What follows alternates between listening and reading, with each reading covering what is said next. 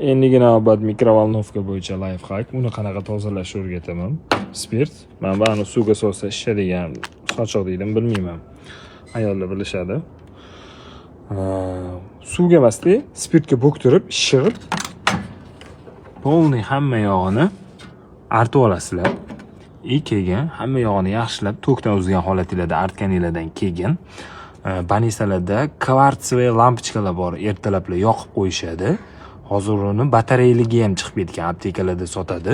U narsani ichiga qo'yib, yopilgancha yopib qo'yaverasizlar. Bolalardan ehtiyot bo'lasizlar.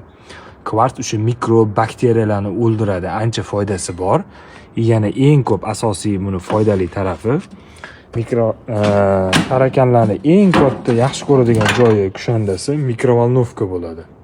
Chunki juda ham issiq joy bo'ladi bu. Ana o'sha foydasi bor, o'sha kvarts va lampochkani tarakanlarni ham o'lishiga nisbatan yordam beradi. Bakteriyalarni tozalaydi.